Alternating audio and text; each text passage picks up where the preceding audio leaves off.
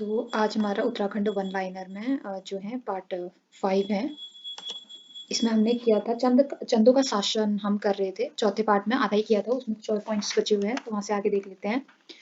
तो आगे है कि नागरिक परगने के अधिकारी को सीकदार कहते थे। ठीक है, सीकदार किसे कहा जाता था, ये क्वेश्चन आ सकता है। उद्योग चंद्र के समय माल का सीकदार जगन्नाथ और सीरे का सीकदार राम गंगा था। ठीक है, ये दो नाम इंपॉर्टेंट है। जगत चंद्र के समय सीरा का सीकदार शत्रुशाल भंडारी था। चंदों के समय कुछ परगने काली कुमाऊं, शोर, सीरा, फलदाकोट, पाली, पछाऊ, कोटली आदि और तराई भाबर में 6 परगने थे। कौन कौन से देखो, बक्सी, माल, बुक्साड़, मंडिया, किलपुर व छिनकी। ठीक है, अगला पॉइंट है परगने गरखों में विभक्त थे। काली कुमाऊं व माल में जिन्हें पट्टी कहते थे उन्हें शौर व शीरा, और अन्य परगने में गरखे कहते थे। आगे है गरखे का प्रशासक नेकी करते थे और शौर का नेगी शिरोमणि जोशी था। गरखे गांव में विभक्त थे। गांव का मुख्य शयाना या बूढ़ा कहते थे उसको। और कल्याण चंद्र के समय लच्छी, गुशाई, मनराल वहां के 16 गांव का शयाना था। डाकिया राजा को दे गल्ला छहाड़ा वसूल करता था। पंचनवीसी नामक पंचायती कचहरी चंदों के समय थी, इसे चार थाना भी कहते थे। ठीक है, दंडाधिकारी को दंडय कहा गया। चंदों के समय शीराकोट कुख्यात कारागार था, यहाँ राजा दीपचंद को रखा गया था। अगला पॉइंट है जगत चंद के समय बधानगढ़ की चढ़ाई के समय वीरेश्वर जोशी वैदकुंडिया के द्वारा जासूसी करने का वर्णन जो है क्या है मिलता है। अब बात आती है चंदों की कर नीति की। कर नीति कैसी थी इनकी, देखिए। कौटिल्य के सप्तांग राज्य सिद्धांत के अनुसार 7 अंगों का वर्णन मिलता है। इनमें से एक अंग क्या है, कोष है। चंदों के समय राजा जिनको रौत बूट के रूप में जमीन देता था उन्हें थातवान कहते थे। थातवान किसे कहा जाता है, ये क्वेश्चन आ सकता है। खायकर कर के रूप में अनाज व नकदी दोनों के रूप में देता था। सिरतान जो नकद के रूप में कर देता था उसको सिरतान बोलते थे। ठीक है, और चंदों के समय कैनी बुदास होते थे। किसके समय कैनी बुदास होते थे, क्वेश्चन आ सकता है, तो चंदों के समय। राजा किसी व्यक्ति को बहादुरी के लिए रौत या पुरस्कार के रूप में जमीन देता था। गल्ला छहाड़ा अनाज का छठा भाग होता था। छोड़ा छोड़ा जो होते थे ना, वो घरेलू नौकर या दास होते थे, और दासियों को छोड़ी कहा जाता था। ठीक है, छोड़ छोड़ी बोला जाता है ना अभी भी पहाड़ों में, तो ये उस टाइम पे दास या नौकरों को बोला जाता था, या फिर दासियों को। देखो, अस्कोट के राजबार छोड़ों को सेवक या विश्वा कहते थे। अस्कोट के राजबार छोड़ों को क्या बोलते थे, सेवक या विश्वा कहते थे। और चंदों के समय 36 राजकर थे जिन्हें छत्तीसी कहते थे। इंपॉर्टेंट है, आता है। प्रधान हर गांव में होता था, वह मालगुजारी वसूल करता था। क्या करता था, मालगुजारी। प्रधान वंशानुगत होता था। प्रधान के नीचे कोटल होता था जो प्रधान के लेखक का कार्य करता था। ठीक है, उसकी मुंशीगिरी का यानी। चंदों के समय किसी करों के नाम 36 रकम और 32 कलम था, जिसके अंदर 68 कर थे। ठीक, तो ये इंपॉर्टेंट है। 36 रकम और 32 कलम किसके समय के कारों का बोले थे, तो चंदू के समय की। ठीक है, चंदू की राजधानी चंपावत थी, चंदू की द्वितीय राजधानी अल्मोड़ा में थी। देखो, तो अब पॉइंट आता है चंदू के समय कुछ प्रमुख कर जो थे। देखो, जूलिया जो थी ना, उसे नदी पुलों पर लगने वाला कर होता था, इसे शांगा भी कहते थे। और शिरती नगद कर था और प्राय माल भावर और भूटिया व्यापारियों से वसूला जाता था। ऐसे राखिया रक्षाबंधन और जनेऊ संस्कार के समय दिया जाने वाला कर। मांगा जो है युद्ध के समय लिया जाने वाला कर होता था। खैनी कपिलीनी जो है कुली बेगार वाला, और कटक जो है सेना के लिए लिया जाने वाला कर होता था। वो टांड कर जो है, टांड कर मैंने क्वेश्चन में भी देखा था, ये क्वेश्चन में भी आया था, सूती वस्त्रों से बुनकरों से लिया जाने वाला कर। ठीक है, मिझारी कामगारों से लिया जाने वाला कर। साहू जो है लेखक को देकर होता था। कूद नकद के बदले दिया जाने वाला कर या अनाज। ठीक है, वाले दिया जाने वाला अनाज होता था, सॉरी, कूद। नकद के बदले जो अनाज दिया जाता था। ठीक, भेंट राजा और कुमारों को दी जाने वाली भेंट होती थी। रंगती मूनाकोट ताम्रपत्र में वर्णन लेखक को देकर होता था। सीकदार नेगी परगना को देकर होता था। कनक शौका व्यापारियों से स्वर्ण धूल के रूप में ले जाने वाला कर। डाला गांव के सयानों को देकर होता था। मौ जो है हर परिवार पर लगा हुआ कर होता था। भात कर बड़े उत्सव में भात की दावत दी जाती थी। बोला भाग कर जो है घराटों पर लिया जाने वाला कर। अभी भी जहाँ पे घराट है वहाँ पे भाग लिया जाता है, बोलते हैं ना, जैसे, तो ये भाग कर होता था। न्योली कर जो है न्याय पाने के लिए होता था। अब देखो, रौल्य देवलिया राज परिवार के देवी देवताओं की पूजा के नाम। बजनिया राजा को नृतकों व नृतकों के लिए। चौबदार राजा के मालवाहक या सामान जो है ढोने वालों के लिए होता था। खोड़ियालो राजा के घोड़ों के लिए होता था। और चंदों की सामाजिक व्यवस्था कैसी थी, देखो। चंद राजा चंद्रवंशी क्या थे, राजपूत थे। कत्यूरी राजाओं का मूल निवास कहाँ था, राजस्थान था। नाली शब्द जो है सबसे पहले इसका उल्लेख तमिल साहित्य में मिलता है। नाली शब्द का सबसे पहले उल्लेख कहाँ मिलता है, तमिल साहित्य में। ओझा नामक ब्राह्मण व रावत नामक राजपूत कत्यूरी राजाओं के समय यहाँ आए। ठीक है, ओझा ओझा सर की वीडियोस तो देखते होंगे, काफी फेमस है ओझा सर। तो ओझा नामक ब्राह्मण और रावत नामक राजपूत कत्यूरी राजाओं के समय में यहाँ आए थे। ठीक है, बसेड़े राजपूत राजस्थान के बांसवाड़े से कुमाऊं में आए।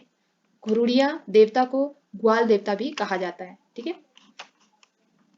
आगे देखो, कुमाऊं के समय प्राचीनतम देवता एड़ी व घुरुड़िया है। ठीक है, कुमाऊं के समय में दोनों देवताओं को पशुचारकों द्वारा पूजे जाते हैं। कुमाऊं में ब्राह्मणों के 3 वर्ग थे, चौथानी, पंचबिड़िया, खस ब्राह्मण। राजपूत भी 2 प्रकार के थे, आर्य राजपूत व खस राजपूत। आर्य राजपूत बाहरी भागों से यहाँ आए थे, जिनमें चंद राजा भी कहते आते थे। वैश्य वर्ग के लिए शाहू का प्रयोग किया गया। ठीक है, कुमाऊं में उत्कीर्ण का काम सुनार व टमटा करते थे। पौरी राजमहल की चौकीदारी करते थे। ठीक है, पिथौरागढ़ जनपद का पुराना नाम क्या था? सौर था। बैजनाथ के मंदिरों में लक्ष्मी नारायण का मंदिर चंदू ने बनाया था। अब कुमाऊं क्षेत्र के प्रमुख किलों की बात करते हैं, यहाँ से क्वेश्चन तो जरूर आता है। देखो, खगमरा का किला पहला ही क्वेश्चन, कितनी बार मैंने एग्जाम्स में मतलब प्रीवियस ईयर के क्वेश्चन पेपर्स में देखा हुआ है, बहुत बार ये क्वेश्चन तो जरूर ही पूछे जाते हैं। जैसे खगमरा का किला है अल्मोड़ा के राजा भीष्मचंद ने बनाया। ठीक है, और लाल मंडी का किला अल्मोड़ा पलटन बाजार 1563 में कल्याण चंद ने बनाया, इसे फोर्ट मोयरा भी कहते हैं। ऐसी मल्ला महल किला कल्याण चंद ने अल्मोड़ा में बनाया। राजबुंगा किला चंपावत में सोमचंद ने बनवाया। ठीक है, नेथरा किला जो है अल्मोड़ा में गोरखा कालीन टाइम पे। सिरमोही किला लोहाघाट चंपावत में बना। गोला चौड़ जो है चंपावत में राजा गौरिल ने बनाया। बाणासुर का किला चंपावत स्थानीय नाम मारकुट। बाणासुर का किला ये देखिए चंपावत में था, जो कि चंद वंश के महत्वपूर्ण बिंदु। पक्का आते हैं क्वेश्चंस। देखो, चंद राजाओं का राज्य क्या था? गाय। गाय इनके राज्य थे। चंदों व मुगलों के समय संबंध का वर्णन मिलता है जहांगीरनामा और शाहनामा से। कल्याण चंदोदयम की रचना की किसने की? कवि शिव ने की है। पक्षी आखेट पर राजा रूपचंद्र द्वारा लिखी ग्रंथ कौन सी है? सैनिक शास्त्र। कुमाऊं पर रोहिल्ला आक्रमण के समय चंदू की मदद की किसने की? प्रदीप शाह ने। नेपाल में धर्म प्रचार प्रसार किस संत ने किया? तो गुरु गोरखनाथ ने किया। अल्मोड़ा में घर घर पूजे जाने वाले प्रसिद्ध देवता कौन से हैं? गंगनाथ के हैं। ठीक है, अल्मोड़ा में नहीं और भी बहुत सारे डिस्ट्रिक्ट में पूजे जाते हैं। नेपाली भाषा कौन सी है? तो नेवारी और खसकुनी है। फकीरचंद का मूल निवास था तो नेपाल में। कुमाऊं में प्रचलित हरेला, हिल यात्रा, घी त्योहार व ओलक प्रथा देन है किसकी? नेपाल की देन है ये। ठीक है, हरेला, हिल यात्रा, घी त्योहार जो मनाए जाते हैं कुमाऊं में। देखो, कुमाऊं के गौरेल या गोल देवता का मूल है तो ये नेपाल इनका मूल है। ठीक है, किस ताम्रपत्र से चंदों के करों का उल्लेख मिलता है? तो मुनाकोट ताम्रपत्र से मिलता है। चंद्र काल में कुल कर थे तो 36 कर थे, ऊपर भी पढ़ चुके हैं हम। ठीक है, चंद काल में कुख्यात कारगर था तो सिराकुट, पिथौरागढ़। ताम्रपात्र पत्र उत्कीर्णकों को चंदों के समय कहा जाता था तो इनको क्या बोलता था? सुनार बोला जाता था। कल्याण चंद्र चतुर्थ के समय कुमाऊं पर आक्रमण रोहिलों के सरदार अली मोहम्मद खान ने किया। ठीक है, कुमाऊं का विक्रमादित्य कहा जाता है तो देवी चंद को कहा जाता है। देखो, चंद शासन अवनति काल प्रारंभ हुआ तो 1720 में। किसके समय तराई क्षेत्र में 9 लाख की आय होती थी? तो जगत चंद के समय में। भोटियों व हुणियों पर किसने सिरती नामक कर लगाया? तो बाज बहादुर चंद ने। टीलू रौतेली के समय चंद शासक कौन थे? बाज बहादुर चंद थे। एक अधाली बराबर होता था तो 8 नाली के बराबर होता था। ठीक है, एक अधाली। जूला व सिरती नामक कर लगाने का श्रेय किसको जाता है? तो लक्ष्मी चंद को जाता है।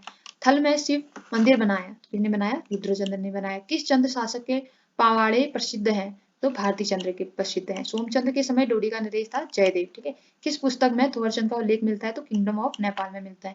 चंद वंश का सबसे पुरातन अभिलेख 1370 में राजा अभयचंद्र ने उत्कीर्ण किया था।